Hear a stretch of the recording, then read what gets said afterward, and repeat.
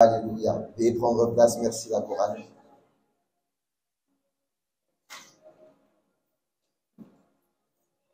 Nous bénissons le Seigneur aujourd'hui, le jour dominical. La Bible dit, je suis dans la joie lorsqu'on me dit, allons à la maison de l'Éternel. Alors, j'aimerais savoir, y a-t-il quelqu'un qui est dans la joie ce matin?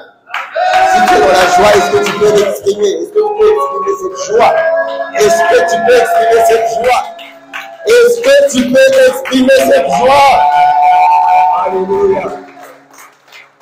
Mais ce n'est pas des émotions, c'est une décision. Ça peut n'avoir pas été la semaine, mais ce n'est pas peut-être passé comme tu le voulais. Tu as rencontré des oppositions, tu as rencontré des circonstances, des situations qui n'ont pas forcément rejoui ton âme. Mais la vérité prend le dessus sur la réalité. Amen. J'aime bien dire, la foi ne nie pas la réalité, mais ne considère pas la réalité. La vérité de la parole veut que nous obéissons juste. C'est une décision d'obéissance. Je suis dans la joie. Amen. Alors ce matin, depuis 2 jours, je demande au Seigneur, quel est le message? Est-ce qu'on continue sur la dynamique des disciples? Vous le savez, nous sommes en train de parler des serviteurs et des disciples. C'est sur la série auquel nous sommes. Et le Seigneur m'a ramené sur un message que son serviteur nous avait donné. Et j'ai reçu fortement au plus profond de mon cœur que c'est le message qui nous convenait pour aujourd'hui. Quelqu'un peut dire aujourd'hui? Alors, je n'ai pas entendu aujourd'hui. Alors, le thème de ce message, c'est la conscience de tes identités en Christ va changer ta vie. Clé de ta stabilité en Christ. La conscience de tes identités en Christ.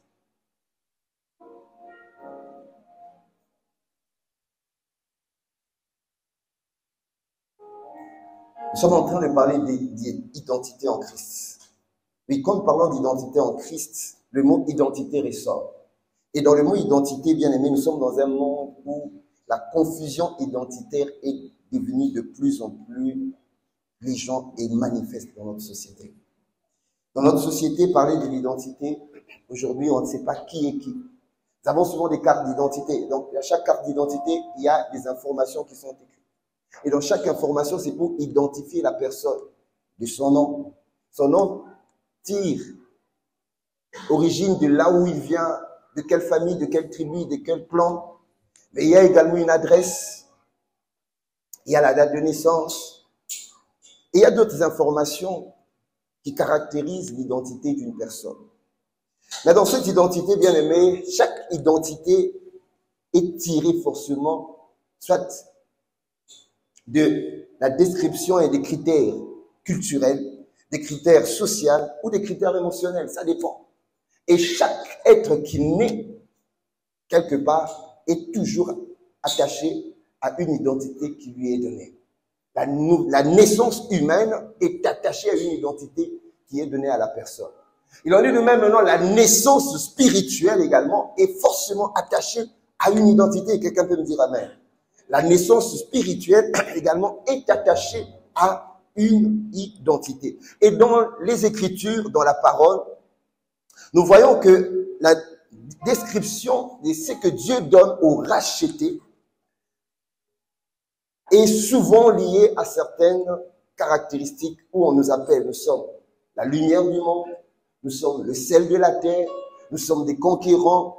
Il y a plusieurs caractéristiques comme ça. Mais il y a également une description qui rappelle notre origine et notre identité que le Père nous a donnée. Parce que l'identité d'un enfant vient du Père.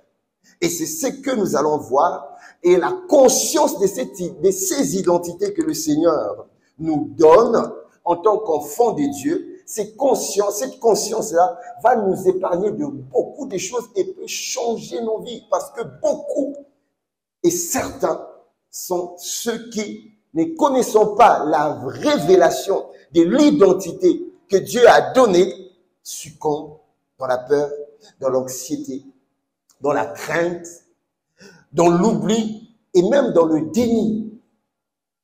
Voilà pourquoi l'importance de connaître son identité pour les racheter est plus que jamais capitale. Et nous verrons, nous commencerons forcément nous allons voir 5 statuts de notre identité qui caractérisent bien sûr la manière dont nous devons en être conscients dans notre marche de tous les jours pour ne pas tomber dans certaines choses qui peuvent nous diminuer notre foi ou ralentir notre marche avec le Seigneur. Donc nous parlerons de notre identité en tant qu'enfant de Dieu. Nous parlerons de notre identité en tant que serviteur. Ça fait partie de notre identité. Nous parlerons de notre identité en tant que brebis. Lorsque nous parlons de notre identité en tant qu'enfant de Dieu, c'est que nous avons un père. Un enfant a toujours un père. Lorsque nous parlerons de notre identité en tant que serviteur, un serviteur a toujours un maître. Lorsque nous parlerons de la troisième identité, la troisième statut d'identité que nous parlerons en tant que brebis, c'est qu'une brebis a toujours un berger. Et nous avons pas seulement un berger, nous avons le bon berger. Et nous parlerons également du statut de notre identité en tant qu'édifice.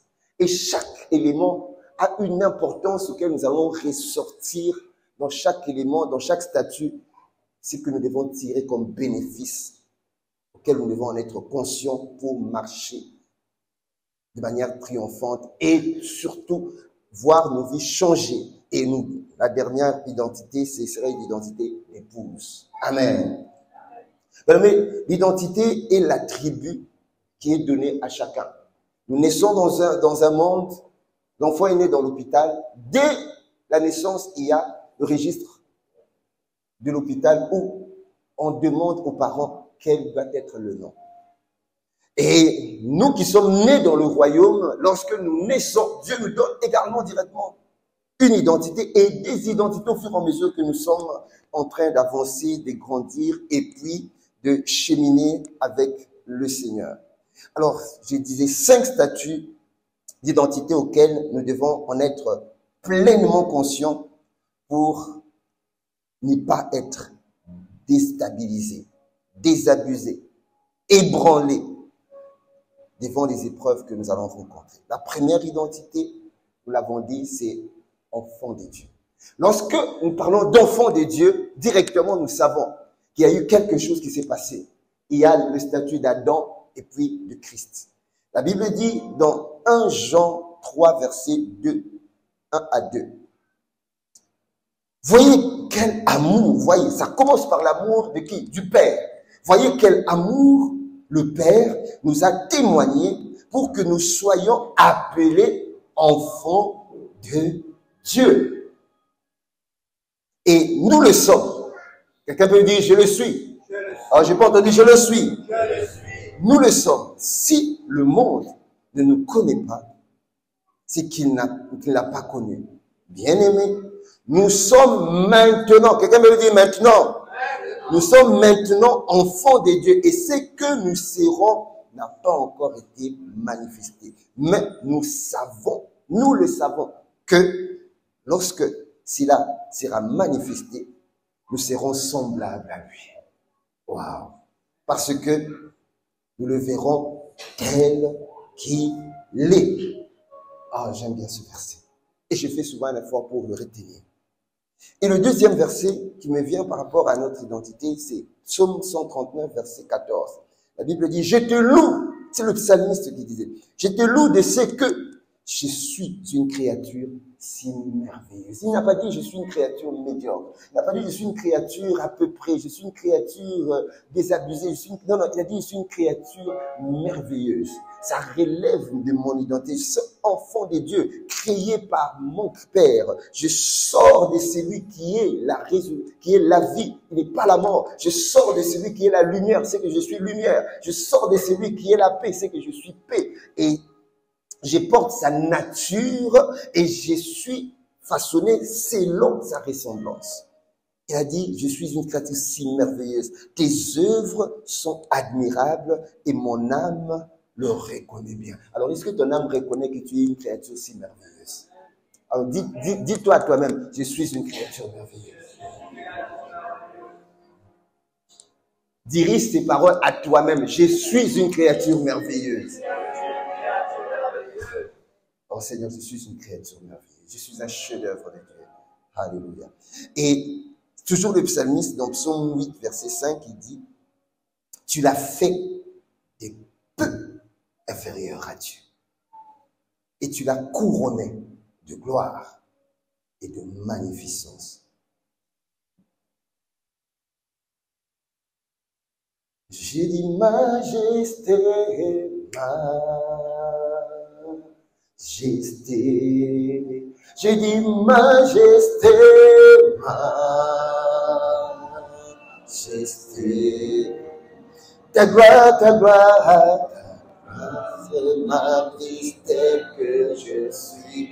Nous l'avons chanté, nous disons sans valeur, mais pour toi. Un enfant qui dit à son Père, majesté. Seigneur, Seigneur, entends l'adoration de tes enfants qui reconnaissent ta paternité, ta grâce, ma. Ce n'est que le fruit de ta grâce. Tu es allé me tirer dans ma famille. L'ennemi, il nous a tirés dans nos familles, il nous a tirés dans nos quartiers, il nous a tirés dans nos vies pour nous rendre fils, pour rendre enfants, pour nous enlever de l'enfer. Quel amour! Quel grand amour! Tu nous as fait des enfants avant. Tout est grâce, tout est grâce. Je reconnais que tout est grâce, ça va faire. Alors, bien aimé, lorsque nous lisons ce livre de Jean, 1 Jean 3, versets 1 à 2, comme nous l'avons lu, le mot enfant veut dire technon. Et technon veut dire descendance, participant, source, point de repère, point de référence. Mais notre identité en tant qu'enfant de Dieu, vous savez, quand un enfant mérite des privilèges de son père, un enfant est sous la sûreté de son père. Tout cela, nous devons en être conscients. Lorsque je marche sur la terre, en tant qu'enfant de Dieu, je dois être conscient que je suis sous sa protection. Je dois être conscient que je suis sous sa couverture. Mais ce n'est qu'une question de conscience. Je dois être conscient que quels que soient mes besoins, mon Père pourvoira. Ah, je peux entendre ton amen. Quels que soient mes besoins, mon Père pourvoira. Parce que il est un Père. Il est Abba. Vous savez, quand on dit Père, en araméen, ça veut dire Abba. Abba veut dire pourvoyeur et protecteur. Il joue ces deux rôles-là. Il pourvoit à mes besoins, car le psalmiste a dit, l'Éternel est mon berger, je ne manquerai de rien. Et puis il est mon protecteur, on le verra. Il dit, ne crains rien car je suis avec toi. Ne porte pas un regard inquiet car je suis ton Dieu. Je te soutiens, je te fortifie et je viens à ton secours par ma droite triomphante. Il est protecteur, il est pourvoyeur. Et c'est lui qui est protecteur et qui est pourvoyeur. Dans 1 Jean 4, verset 17, toujours, ça nous dépeint la position que nous avons en tant qu'enfants de Dieu. Mais nous sommes sortis de lui. La Bible dit, tel il est, tel nous sommes aussi où dans ce monde. Alors bien aimé, tel il est, bien aimé, Dieu ne peut pas être vaincu. Si Dieu ne peut pas être vaincu, c'est que tu ne peux pas être vaincu. Alors j'ai pas entendu ton amen. Dieu ne peut pas tomber. Si Dieu ne peut pas tomber face aux ennemis, c'est que tu ne peux pas tomber. Parce qu'il a dit, tel il est, tel nous sommes aussi. Il n'a pas dit au ciel, dans ce monde. Dieu ne peut pas perdre une bataille. Si Dieu ne peut pas perdre une bataille, c'est que tu ne peux pas perdre une bataille. Pourquoi? Parce qu'il est en toi. Ce n'est plus ton combat à toi, ce n'est plus tes batailles à toi, ce sont des batailles et les combats de Dieu. C'est lui qui se positionne maintenant.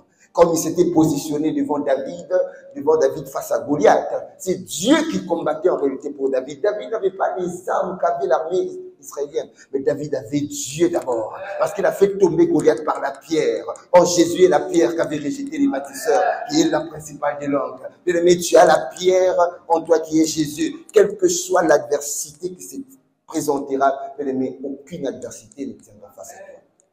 Et j'aimerais te dire, ce qui adviendra à tes ennemis, comme bien même qu'ils viennent nombreux, aussi nombreux qu'ils sont, ils vont tomber. Parce que le jour où ils sont venus attraper Jésus au mont des Oliviers, c'était une cohorte, c'est-à-dire un groupe de soldats romains, ils étaient là. Ils sont venus, ils ont dit, nous cherchons Jésus. Et Jésus s'est juste présenté, il leur a dit, me voici. Ils sont tombés tous. Je déclare et décrète que tous tes ennemis en cette année, avant la fin de cette année, tous tomberont comme ces soldats romains étaient tombés devant Jésus parce que l'Esprit de Jésus est en toi. Amen. Alléluia. Seigneur, accorde la grâce d'en être tellement conscient. Et j'aime bien ce verset, et c'est le dernier verset par rapport à ce premier statut que nous disons d'enfant des dieux, de Romains 6, verset 5. La Bible dit, en effet, si nous sommes devenus une même plante, tu peux dire une même plante avec lui. Ça veut dire qu'il y a une fusion. On ne te voit plus, c'est Dieu qu'on voit. C'est Dieu qu'on aperçoit au travers de toi parce que tu es un transporteur de sa présence. Et sa présence en toi te rend inébranlable, instoppable. Tu ne peux pas être démoli à cause de la gloire du grand Dieu, de la Sainte Trinité. Il est le glorieux chef d'État de tout l'univers et de toute l'éternité. Tu es invincible et inébranlable. C'est très bien que je connaisse mon identité en tant qu'enfant de Dieu. Ça me rassure. Je sais que, quelles que soient les circonstances, qu'il pleuve ou qu'il vente, qu'il gèle ou qu'il neige, rien ne me séparera de son amour. La Bible dit, ni les maux et maladies, ni les choses présentes, ni les choses à venir. Rien ne me séparera. Il est là, il est le Père. Mais l'attitude que nous avons des parents, qui ont encore des fois les enfants qui sont encore mineurs, nous les protégeons. Quelle que soit la situation qui peut arriver demain, c'est le parent qui sort toujours pour dire, mais qu'est-ce qui s'est passé? Qu'est-ce qu'il a fait? C'est moi qui pourrais payer. C'est moi qui m'engage. Toujours. Et c'est ainsi. Il est assis depuis son trône, bien-aimé. Assis depuis son trône royal, Jésus est en train d'intercéder. Quel amour. Il sait que nous avons des batailles. Il sait que nous avons des luttes. Il sait que le monde où nous vivons sur la terre est très hostile. Il le sait. Il se serait allé s'asseoir, se reposer. Mais à 7 heures ici, nous sommes à l'église, bien-aimé. Jésus est en train d'intercéder. C'est pas ça ton église. Il est en train d'intercéder. Quand nous finirons le culte, il continuera à intercéder. Quand tu vas aller, il continuera à intercéder. Quand tu vas dormir, lui, il continue. Son intercession est permanente pour ses enfants.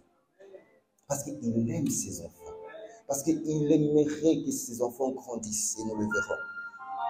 Alors, deuxième statut auquel nous devons en être conscients, c'est le statut qui est très souvent mal compris, ou très souvent rejeté, ou très souvent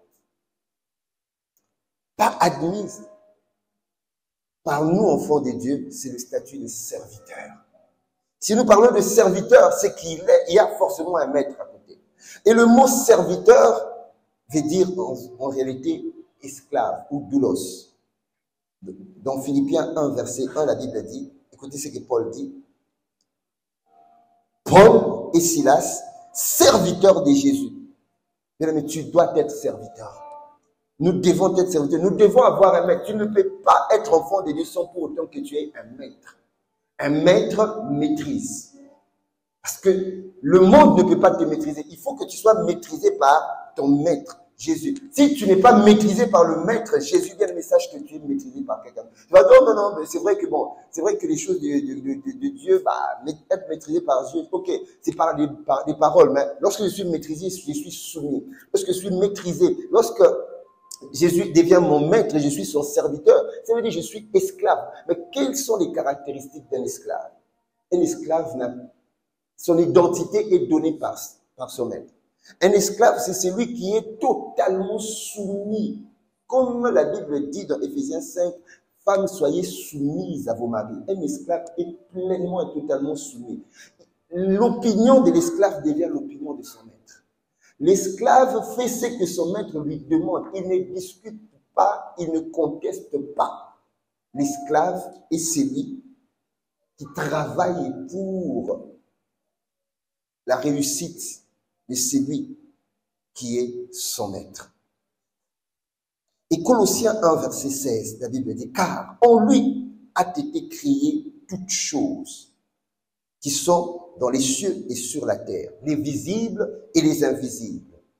Trône, dignité, autorité. Tout a été créé par lui et pour lui. Bien aimé, l'esclave, tout ce que l'esclave a est pour lui. Et l'esclave lui-même est pour le maître. Vous savez, lorsque nous regardons l'histoire, nous voyons qu'il y a eu des esclaves qu'on avait pris, des personnes qu'on avait pris en Afrique, on les a ramenés aux Antilles. Et là-bas, ils étaient des esclaves, des colons. Nous avons étudié ça. Et ces esclaves-là, ils étaient obligés, et l'esclavage du monde était plus compliqué. Le colon ou bien le bourreau affligeait l'esclave, obligeait l'esclave. Mais nous, lorsque nous sommes esclaves de Jésus, la seule chose que le maître, serviteur, esclave veut dire serviteur, nous demande, c'est l'obéissance. Il ne nous demande rien d'autre, c'est juste l'obéissance. L'obéissance, dans l'obéissance, il y a le prix que nous allons payer. Dans l'obéissance, il y a des choses que nous allons perdre. Dans l'obéissance, il y a des choses que nous allons, il y a des sacrifices que nous allons avoir à faire. Dans l'obéissance, il y a le prix à payer. Mais il nous demande juste que nous soyons obéissants. Et Tite 2, verset 9, il dit également, il exhorte les serviteurs à être soumis, voilà, on a parlé de la soumission, à leur maître, à leur plaire en toutes choses. Bien aimé, lorsque je suis conscient de mon statut d'esclave, de serviteur, je dois tout faire pour plaire mon maître en toutes choses. Alors maintenant, regarde ta vie. Essaye de scruter ta vie. Essaye d'analyser ton quotidien. Est-ce que je plais à mon maître? Est-ce que j'obéis à ce... Parce qu'on a dit l'esclave, c'est celui qui est dans l'obéissance totale. Est-ce que j'obéis totalement à ce que le maître me demande? Mais c'est très subtil. Voilà pourquoi ce message peut paraître très simple, mais il y a une profondeur de la prise de conscience qui doit nous réveiller. La Bible dit dans Agé 1, verset 14, c'est vrai que je n'ai pas donné sur le... La Bible dit, et l'Éternel réveilla l'esprit de Zorobabel et de Josué. Que Dieu nous réveille, afin que nous soyons conscients de chaque statut de notre identité. Et ce statut ici, c'est un statut qui doit nous amener à être tellement conscients que je ne dépends plus de moi-même. Mais tu ne dépends plus de toi-même. Quand tu es esclave, ta vie est conditionnée. Dis, ma vie est conditionnée. Alors, dis-le avec conscience maintenant, ma vie est conditionnée. Vous savez, un prisonnier est conditionné. Il ne peut pas se dire, bon, ok, je prends la clé, je sors comme je veux à la maison et puis je rentre. Non, il est conditionné de rester en prison. Un esclave, c'est-à-dire un serviteur, est conditionné de servir son maître. Parce que lorsque nous avons été rachetés, Dieu nous donne l'exemple dans Exode 8, verset 1, c'est un verset que je n'ai pas non plus donné. Dieu a dit à Moïse, va dire à Pharaon qu'il laisse aller mon peuple afin qu'il me serve. Cela veut dire afin qu'ils deviennent mes esclaves. C'est vrai que le mot esclave est banni dans notre génération parce que les souvenirs de l'esclavage physique d'homme à homme a été très douloureux. Mais dis, j'aimerais être esclave de Jésus. Oh, dis, j'aimerais être esclave. Je suis esclave de Jésus. Je suis esclave de Jésus. Je l'assume et je l'accepte. C'est tout simplement être un serviteur et être obéissant. Suivre le maître. Seigneur, accorde-nous la grâce d'être obéissant et être soumis. Nous avons vu qu'il y a le premier statut, c'était le statut d'enfant. L'enfant est protégé, l'enfant est chouchouté, l'enfant est gardé, l'enfant demande à son père, l'enfant reçoit de son père, l'enfant est dans des conditions où il y a certaines choses qu'il peut faire et qu'il ne peut pas faire. Mais là, Dieu dit, ok, c'est bien, sois conscient de cela, que je suis là pour toi. Sois conscient que je veille sur toi. Sois conscient que tu es mon fils, tu es sorti de moi, tu n'as pas une autre identité. Car la Bible dit à ceux qu'il a connus d'avance, dans Romains 8, il les a prédestinés à être semblables à son fils. À ceux qu'il a prédestinés, il les a également appelés. À ceux qu'il a appelés, il les a Justifié à ceux qui l'ont justifié, il les a glorifiés. En tant que fils, j'étais glorifié, car j'étais créé à mon image et selon ma ressemblance. Tu es à moi, bien-aimé. La particularité que chaque parent a vis-à-vis de son fils, quelle que soit la situation, il est prêt à le garder, le protéger et le veiller. Mais il y a une autre dimension où le Seigneur nous dit, ok, je suis conscient de ça. Vous êtes conscient, mais soyez également conscient que vous n'êtes plus libre. Dieu nous a donné le libre arbitre, la volonté, et il nous a donné des opinions. Il ne conditionne pas. La seule chose qu'il nous demande, que nos émotions, nos sentiments s'alignent aux émotions de Dieu. Dieu ne veut pas être obéi par contrainte, mais plutôt par amour. C'est la seule chose. Il ne veut pas être obéi par contrainte. Il veut que nous puissions l'obéir par amour.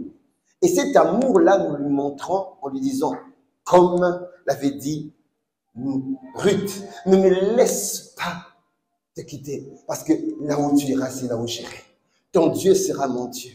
Ce que tu mangeras, c'est ce que je mangerai. C'est également comme l'avait dit Élisée alors que Élie était en train de partir, quittant Gilgal à Bethel, de Bethel à Jéricho, de Jéricho au Jourdain. Élie, à chaque étape, Élie était en train de dire à Élisée, reste là. Élisée a dit, ton âme est vivante, mon âme est vivante, je te suivrai. Mais l'art de suivre, c'est l'art du serviteur également. Le serviteur est censé obéir par amour. Je n'obéis pas par contrainte ou par peur. Non, j'obéis juste parce que je l'aime. Parce que je l'aime. Amen. Il y a ces deux statuts, mais il y a une troisième statut de notre identité que Dieu aimerait que tu puisses le savoir. Est-ce que tu veux que je puisse te le dire? Tu veux que je puisse te le dire? Okay. Le troisième statut, c'est le statut, c'est que lorsque tu as compris que je suis enfant, je suis sous la couverture parentale, la paternité de mon père, et que je suis condamné également à lui obéir. Je suis un esclave, je ne suis pas un électron libre. La difficulté que nous avons, nous sommes dans un monde où beaucoup de chrétiens sont des électrons libres.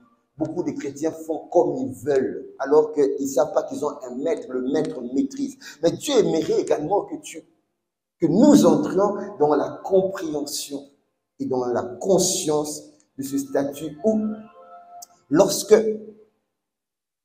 j'aimerais avoir la direction, j'ai quelqu'un qui est devant moi pour me conduire. Lorsque je suis dans un besoin, il pourvoit à mes besoins. C'est le statut d'identité de brebis. Et la brebis a toujours un berger. Mais nous avons le bon berger. La brebis a toujours l'attitude de suivre son berger. Psaume 23, verset 1 à 3, la Bible dit, l'Éternel est mon berger. Et ça, c'est la brebis qui est en train de parler. Je ne manquerai de rien. Et lorsque le premier jour où je disais ce verset, ça fait très longtemps, l'Esprit est en train de me dire, lorsque tu t'inquiètes, lorsque tu te soucies, sache que tu es en train d'effacer, de gommer Psaume 23, verset 1. L'Éternel est mon berger, je ne manquerai de rien. Mais ce n'est pas ce n'est pas un homme qui a écrit ça. Ce n'est pas un homme qui a dit ça, c'est Dieu qui a dit. Est-ce que tu peux dire c'est Dieu qui a dit? Il faut prendre Dieu par rapport à sa parole. La Bible dit, il a magnifié sa parole au-dessus de son nom. S'il a magnifié la parole au-dessus de son nom, c'est que Dieu lui-même veille sur sa parole pour l'accomplir. Il a dit, la brebis maintenant dit, l'Éternel est mon berger, je ne manquerai de rien. Il me fait reposer dans les verts pâturages. Voilà le rôle du berger, il ramène le brebis. Il prend la brebis parce que le berger connaît où se trouvent les verts pâturages. Autrement dit, le berger qui est ton Seigneur sait par où tu vas trouver de quoi manger. Il sait comment. Le berger d'Élie savait que devant les difficultés sociétales que traversait la société, il pouvait pourvoir à un corbeau ramenant du froment et du steak à Élie pour manger. Et il pouvait l'amener dans le torrent de Guérite. Bien, je déclare et décrète, quelles que soient les saisons que tu vas traverser, le Seigneur t'amènera des corbeaux. Pas un corbeau, mais des corbeaux qui pourvoiront à tes besoins. Parce qu'il est Dieu et parce qu'il est le bon berger. Et il t'amènera dans les verts pâturages. Il te montrera le chemin. Il te conduira. Il est le conducteur pour conduire. Amen. Dis, le Seigneur est mon conducteur pour me conduire. Et je me laisse conduire. Ceux qui ne se laissent pas conduire sont des boucs. Alors je sais que tu n'es pas un bouc, tu es une brebis. Et la brebis se laisse conduire. Et l'attitude d'une brebis bien-aimée, la brebis est docile. La brebis est douce. La brebis est affective. La brebis est soumise également, elle est humble. Ce sont les caractéristiques d'une brebis. Alors, la conscience en tant que brebis vis-à-vis du berger et du bon berger, c'est que, tu dois manifester la douceur. Tu dois manifester l'humilité, tu dois manifester la soumission vis-à-vis du berger. Parce que si je résiste, je ne connais pas ce monde. Le monde est tortueux. Bien aimé, nous sommes dans un monde qui est ténèbres. Moïse comprenait que le monde auquel il était en train de cheminer dans le désert n'avait ni panneau de signalisation, ni GPS, ni carte, ni cartographie, ni plan. Il avait besoin de son GPS. Voilà pourquoi il dira à Dieu, Seigneur, si tu ne me conduis pas, ne me fais pas quitter ce lieu. Alors Dieu a compris que Moïse avait besoin de sa conduite comme une brebis qui n'attendait tout de la direction du berger. Et qu'est-ce qu'il a fait? Il était maintenant conduit de jour en colonne de nuit et de nuit en colonne de feu. Mais toi et moi, nous avons le véritable GPS guidé par le Saint-Esprit pour nous conduire de jour, de nuit, chaque mois, chaque année, chaque saison, afin que tu puisses trouver la direction. C'est lui qui connaît l'adresse. Il connaît l'adresse. Nous ne connaissons pas certaines adresses. Nous ne connaissons pas certaines directions. Il est notre directeur pour nous diriger. Il est notre conducteur pour nous conduire dans les verts pâturages. Quelqu'un peut me dire amen. Alors, la réponse que toi et moi nous devons donner en étant conscients, c'est Luc 5,5. J'aime bien ce verset. Très facile à retenir. Luc 5,5. Ou, des fois, à l'époque, quand j'ai retenu le verset, c'est Luc 55. Luc 5,5. C'est la réponse de Pierre à Jésus. Il a dit, sur ta parole, je jetterai le filet. Parce qu'il avait péché, il a péché toute une nuit, il n'a rien trouvé. Jésus lui a dit, jette ton filet là-bas. Vous voyez, l'obéissance de la brebis qui reste soumise. Pierre aurait dit à Jésus, attends, tu connais pas mon CV et mon background. Je suis un expert en pêche. J'ai plusieurs expériences de pêche, plusieurs heures. Il aurait donné à Jésus les heures de pêche qu'il a fait. Et je connais des lieux, je peux te dire des endroits où il y a la profondeur, où on peut avoir des types de poissons qui sont balèzes, qui sont gros. Et puis, il connaissait tout. Mais, il s'est comporté comme une brebis. La brebis peut avoir été quelque part et il avait à ces endroits-là de l'herbe auquel il avait goûté, il avait mangé. Et dès que le bon berger dit aux brebis, allez, suivez-moi, une brebis aurait dit non, mais moi je sais quand même la direction, c'est là-bas. Non. Quand bien même qu'il était allé là-bas, mais quand la brebis dit, c'est au nord, mais quand bien même il sait que non, mais c'était à l'est où j'étais allé, il y avait des verts pâturages. Il dit non, je vais suivre le bon berger. Mais je prie que nous puissions suivre le bon berger Jésus par son esprit, quel que soit ce qu'il nous dira, partout où il veut que nous soyons et ce qu'il veut que nous puissions faire. Quelqu'un peut me dire amen. Amen. Seigneur, accorde-nous cette grâce. Quatrième statut, l'avant-dernier statut, c'est que lorsque Dieu veut te faire prendre conscience de la nécessité que tu aies un chef-d'œuvre, on peut t'avoir négligé. On peut t'avoir donné des paroles de rabais. On peut t'avoir donné des paroles de déshonneur. On peut t'avoir donné des paroles de dénigrement. Mais Dieu aimerait te faire savoir que tu es l'édifice et il est l'architecte. Alors c'est là où j'aimerais qu'on me mette un peu l'image. C'est lui qui est ton architecte. Il est le seul architecte qui commence une maison et la finit. Il est le seul architecte. On va voir la photo. Bien aimé, Dieu est l'architecte et toi, tu es l'édifice. Donc, n'aie pas peur, ne crains pas. Voilà, ça, lorsque l'édifice est inachevé. Ça veut dire quoi? Les hommes commencent à construire. Certains, en tout cas dans nos pays, dans nos pays, je ne cite pas le nom, il y a des maisons qui ont commencé et se sont arrêtées là. Le gars a arrêté. Soit c'était l'argent volé, on ne sait pas. Mais sinon, il s'est fatigué, il arrête là. Mais notre Dieu est celui qui commence et qui finit. Est-ce que tu peux me montrer la maison qui commence? Voilà. Ça, c'est toi. Est-ce que je veux dire, ça, c'est moi. Il finira ce qu'il a commencé. Il finira.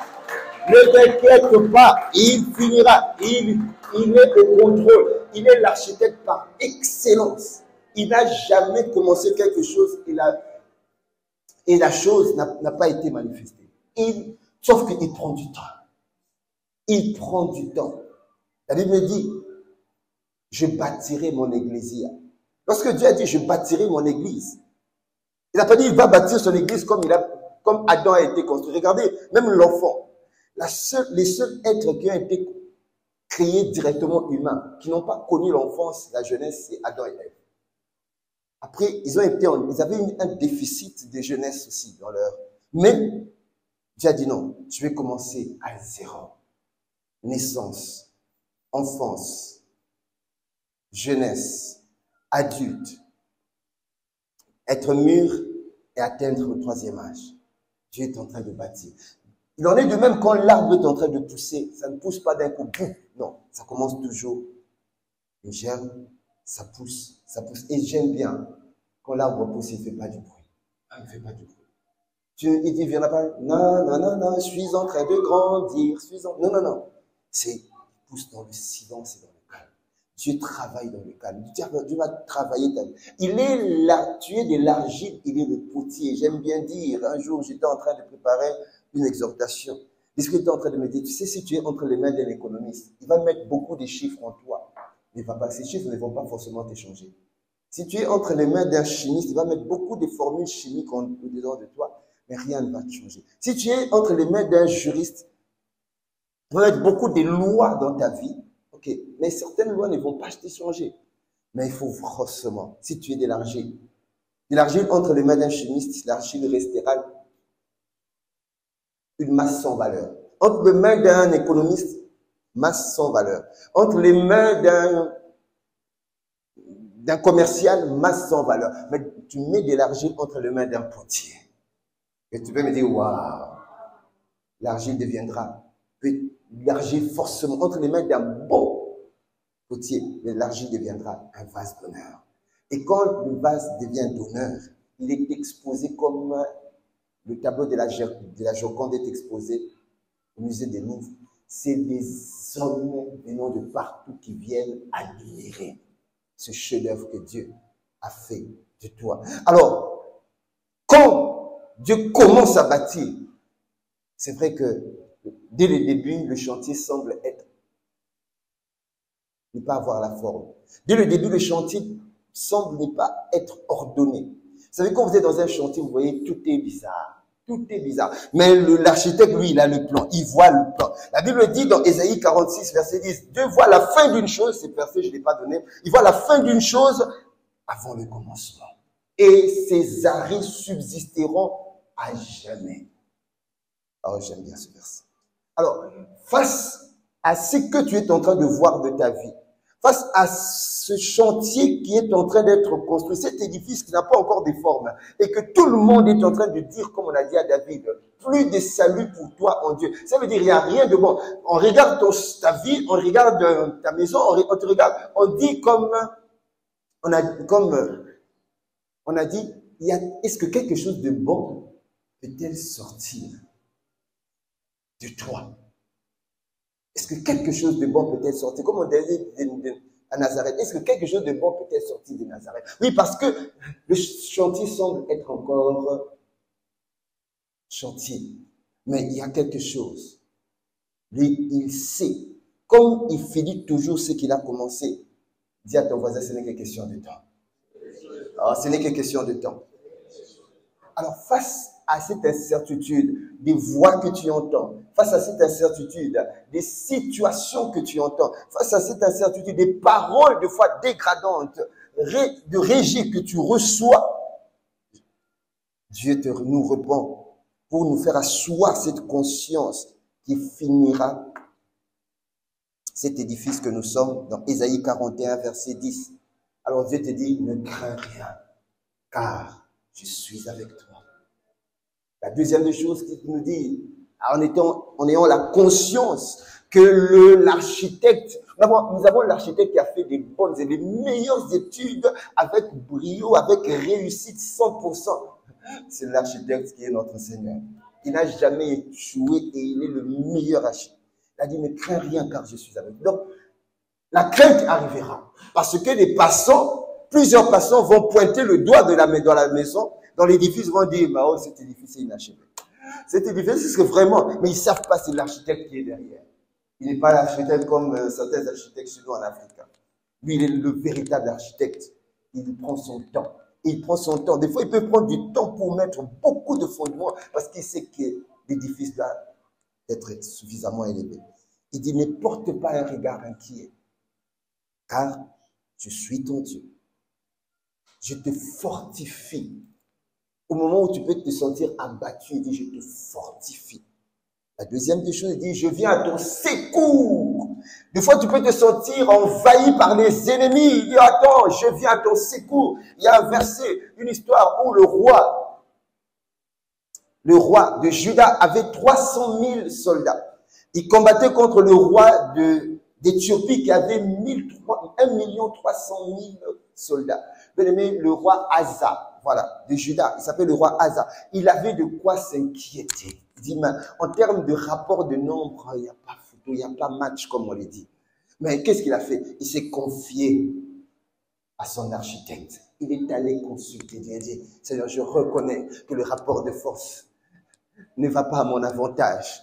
Je viens me confier en toi, car je sais, et je sais, et je sais, et je sais, comme notre Père spirituel le dit, que ce que toi tu commences à faire, tu l'as accompli. Je sais que tu n'as jamais raté aucune bataille, tu n'as jamais perdu aucune bataille. Et qu'est-ce qui s'est passé? Face entre ces deux armées, l'armée du roi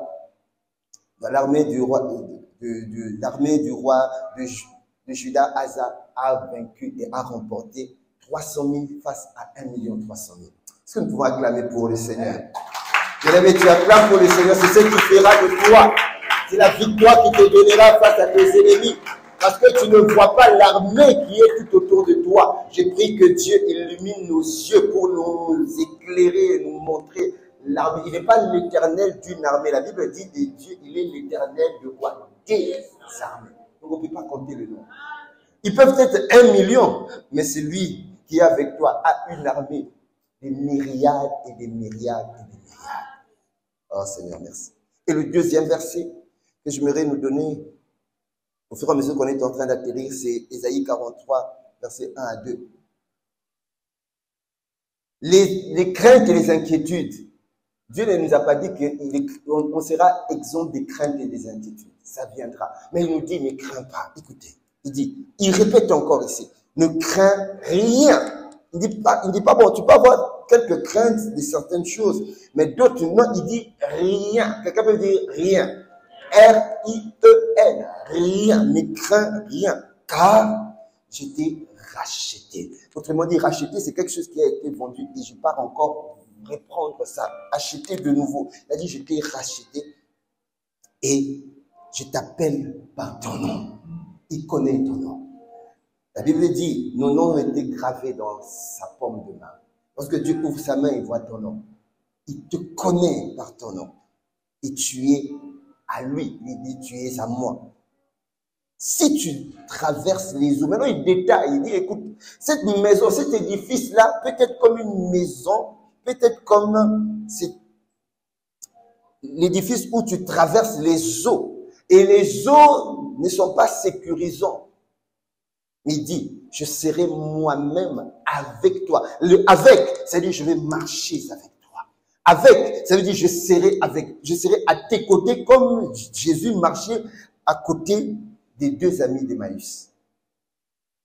Et il continue, il dit, et les fleuves ne te submergeront pas.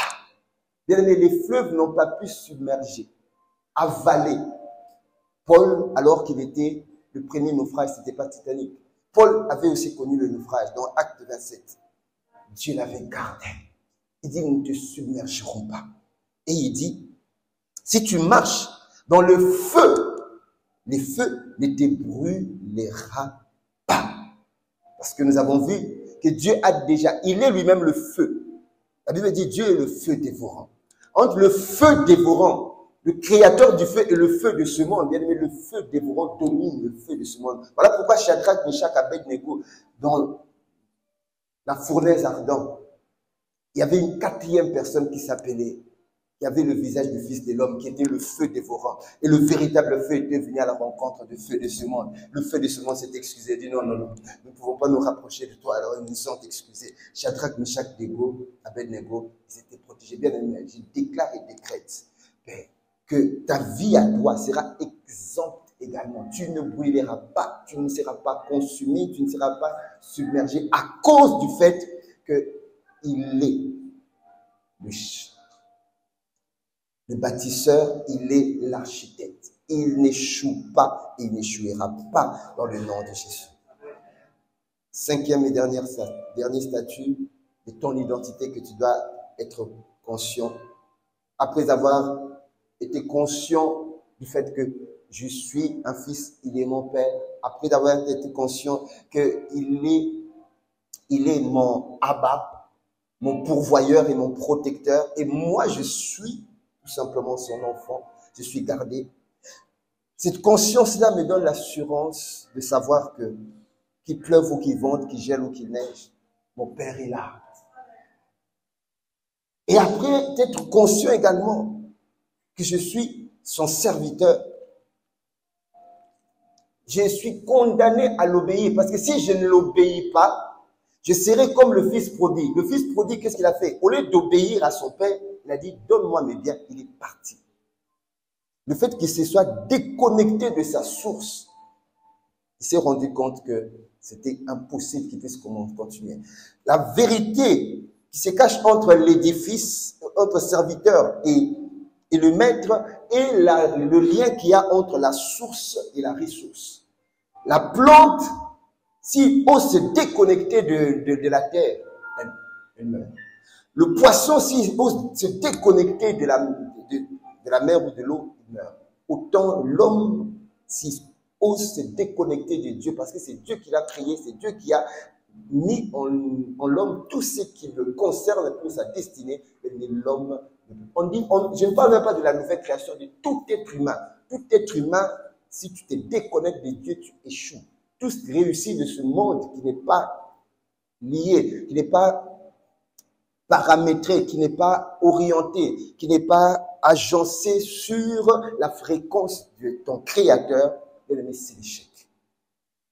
Et de trois, on a vu que la brebis a besoin de la direction. Je peux être un enfant, j'obéis, mais si je refuse de suivre, moi-même je dis, je suis grand, je peux faire comme je veux, je peux agir, aller où je veux, je peux me comporter de la manière dont je veux, mais il y aura toujours quelque part où tu vas tâtonner et tu ne sauras pas où aller. C'est la dépendance de celui qui connaît la direction. C'est lui qui a créé les cieux et la terre. Il connaît tout. Et c'est lui qui a de peine ta destinée. Il sait où est-ce que tu dois être. Bien aimé, dans la création, avant même que Dieu crée le monde, Dieu savait que nous nous retrouverons ici, en Europe. Mais ce n'est pas être en Europe juste pour notre bien à nous, notre bonheur à nous, mais d'abord pour sa gloire. Tout doit être fait d'abord pour la gloire de Dieu. Parce que la Bible dit, rendez gloire à Dieu. Alors, tout ce que tu peux faire, qui peut mériter gloire, on dit, oh, mais tu as très bien fait. J'aime bien, j'ai vu l'autre fois l'ordination du pasteur Yannick, de base d'honneur. Comment pasteur Mohamed Sanogo lui faisait, quelle que soit la gloire que tu peux avoir, on dit, oh, tu as très bien fait. merveilleux. Et toute gloire, on va peut-être mettre cette gloire comme une couronne sur ta tête. Il faut faire comme les 24 veillants. Tu prends cette gloire, tu la jettes par terre. Tu dis non, non, la gloire n'est pas à moi. Le bonheur à moi, mais la gloire à Dieu. Parce que la Bible dit, rendez gloire, pas à moi, rendez gloire à Dieu. Amen. Et en tant que serviteur, je suis soumis et je suis esclave. Et en tant qu'édifice, je sais que quel que soit le temps que cela va prendre, tant que je resterai confiant en l'architecte, la difficulté que nous avons les enfants de Dieu, c'est que, mais pasteur, ça traîne. Mais tu m'as dit que l'architecte est là. Et ça fait 10 ans que je n'arrive pas à voir. Mais la même vérité serait de ce jeune homme de 17 ans. Commençant sa vie, de l'histoire de sa vie, d'être vendu comme une marchandise. Joseph était vendu réellement comme une marchandise dans un marché. Et Potiphar était en train de passer et il s'est arrêté, il a dit, je vais acheter cette marchandise. Mais Seigneur, mais où es-tu? La question que Gédéon a posée, Seigneur, pourquoi toutes ces choses nous arrivent-elles? C'est la même question de fois. Mais où est l'architecte? Je ne comprends pas. Et puis il s'est retrouvé esclave. Il ne savait pas que esclave dans la maison de Potiphar, c'est-à-dire serviteur, il était à l'université pour étudier les finances et l'économie. Il y a certaines situations que tu peux traverser que tu ne comprends pas. Dieu veut juste t'enseigner là-bas. D'accord? Et j'aime bien dire, il ne faut pas maudire tous les déluges de ta vie. Je répète encore, ne maudis pas tous les déluges de ta vie parce que tu ne sais pas qu'est-ce qui se cache derrière. Seigneur, accorde la grâce de comprendre. Et Dieu, nous faisons comprendre, c'est là il nous fait comprendre maintenant qu'il faut maintenant entrer dans la dimension de l'épouse. Quelqu'un peut dire épouse. Cette dimension, bien aimé, te rappelle tout simplement qu'il y a quelque chose que Dieu t'a réservé, qui commence sur la terre, mais beaucoup plus pour l'éternité. Ah oui. La dimension de l'épouse te rappelle que parmi les êtres qui sont au ciel, avec Dieu, il y a les chérubins, il y a les séraphins, ce sont des archanges, il y a des anges, il y a plusieurs autres types de créatures que nous ne connaissons pas, que nous allons découvrir au ciel. Mais la meilleure des choses que Dieu fait de toi, c'est que parmi ces créatures, il t'a tiré pour être son épouse. Oh. Alléluia. Mais l'épouse est celle qui a les secrets de l'époux. Les archanges, il n'a pas dit aux archanges que vous régnerez avec moi. Il a dit, c'est avec l'épouse qui régnera. Mais l'épouse, c'est celle qui est toi et moi, nous sommes encore sur la terre.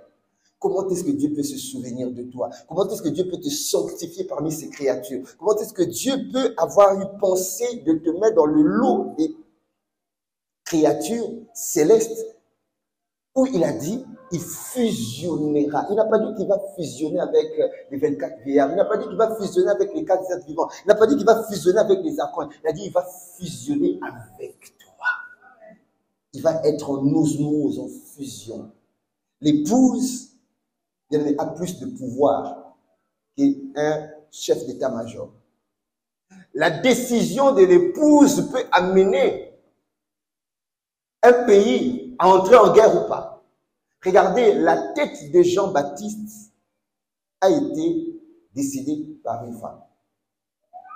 L'épouse est celle qui a des accès où ni un enfant, ni un chef d'état-major, ou ni ne peut y accéder. L'épouse est celle qui a le pouvoir de plaider. De plaider devant le peuple. Voilà pourquoi, bien-aimé, tu as une place privilégiée. Dis, j'ai une place privilégiée. L'épouse est celle qui est soumise et qui se sacrifie. Alléluia. Nous pouvons nous tenir debout. Pour ces 5 statuts de notre identité, dis Seigneur, nous voulons être conscients, rends-nous conscients. Si tu es conscient de ces 5 statuts, gloire à Dieu. Mais s'il y a un statut auquel ça vacille, nous allons juste faire cette prière. Tu vas élever ta voix. Élève ta voix et prie. Dis Seigneur, accorde-moi la grâce. Que je sois conscient de ce statut parmi les 5 que tu viens de nous donner. Il y en a plusieurs, mais là, nous n'avons donné que 5, auxquels je n'étais pas conscient. Seigneur, accorde-nous la grâce. Si je viens devant ton trône, je viens devant ton église, je viens, Seigneur, porter ton église entre tes mains. Toi qui nous aimes, toi qui nous as aimés, toi qui t'es souvenu de nous, toi qui nous as montré combien tu es un père et nous sommes tes enfants. Tu es un maître pour nous maîtriser. Que personne d'autre nous maîtrise si ce n'est que toi. Nous sommes des esclaves. Nous sommes des édifices. Nous savons que tu finiras la construction de nos vies, au niveau de nos caractères, au niveau de nos vies, au niveau de tout aspect spirituel, psychique et physique, matériel, financier. Tu vas finir. Ce n'est que question de temps et nous préférons, Seigneur, te demandons de manifester un des fruits de l'amour qui est la patience. Mais tu es également notre époux et nous sommes ton épouse. Tu es notre berger et nous sommes tes brebis. Accorde-nous la grâce. Que la conscience de la vérité de ces statuts d'identité en Christ soit gravée au fer rouge au plus profond de nos cœurs. Et afin que nous puissions manifester un changement de notre mindset, de notre système de pensée, de notre manière de faire et d'agir par la foi au nom de Jésus. Amen. Alors avant de finir, je ne peux pas finir sans pour autant donner l'occasion à quelqu'un qui n'a pas encore donné sa vie à Jésus de pouvoir se réconcilier parce qu'il est tellement important que lorsque nous sommes dans la maison du Seigneur, que nous puissions nous réconcilier à lui lorsque nous n'y sommes pas. Peut-être que tu as été invité, mais tu n'as jamais donné ta vie à Jésus. Donner sa vie à Jésus, c'est l'accepter comme son Seigneur et son Père, et c'est de le confesser. Il faut confesser. Ça se confesse. Parce que la Bible dit dans Romains 10, verset 9, si tu confesses de ta bouche, tu confesses que Jésus est Seigneur, c'est-à-dire il est ton propriétaire, et tu crois du plus profond de ton cœur qu'il était mort et ressuscité, tu seras sauvé. Le salut ne vient que dans le nom de Jésus. Si tu n'as jamais donné ta vie à Christ, lève juste ta main, nous allons t'accompagner. Et par la grâce de Dieu, le Seigneur, il y a quelque chose qui va changer dans ta vie. Alléluia. Et gloire à Dieu. Que le Seigneur vous bénisse pour ce moment.